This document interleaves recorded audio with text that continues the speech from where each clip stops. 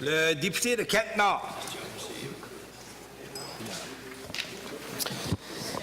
Monsieur le Président, selon les dires du Premier ministre, il aurait autorisé la levée du moratoire sur les gaz de schiste au Nouveau-Brunswick, dans une certaine région. Derrière des portes closes, il y a plus d'un mois, sans avertir personne et encore pire, sans avoir consulté qui que ce soit autre que Corridor Resources.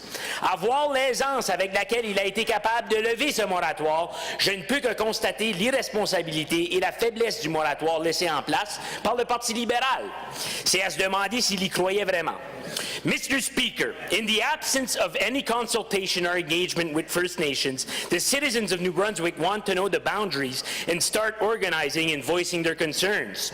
Since this is the Premier's pet project, my question is for the Premier himself. Mr. Speaker, can the Premier tell me what are the exact boundaries of this region where the moratorium is being lifted on this traditional Wabanaki territory? What communities will be affected?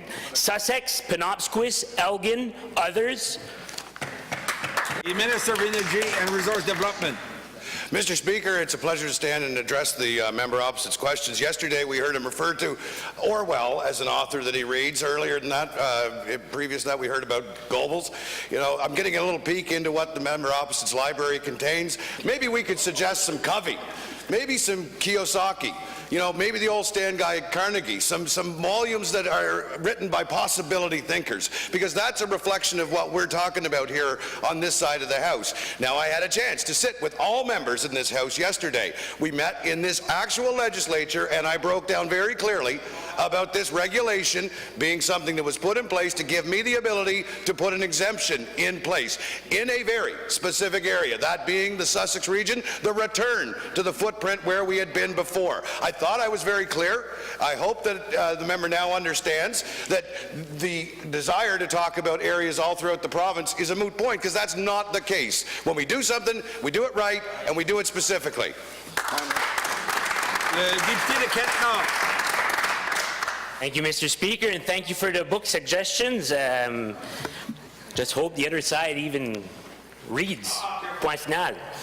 Our Premier just doesn't get it. It's time New Brunswickers position itself for the future, Mr. Speaker, not fall back 40 years. Monsieur le Président, je ne peux pas juste comprendre comment le Premier ministre peut annoncer une levée du moratoire avant que les consultations aient eu lieu et qu'une preuve que les 5 conditions aient été rencontrées. C'est travailler à l'envers, Monsieur le Président. C'est du top-down, un style managérial vieilli et passé date. Instead of listening to New Brunswickers, the Premier is once again catering to a select few. In December, Corridor said in order to expand New Brunswick, they would need changes in regulation around wastewater storage, transportation, treatment, and disposal. What concessions has the Premier made or intends to make for Corridor to weaken regulations in order to meet their demands?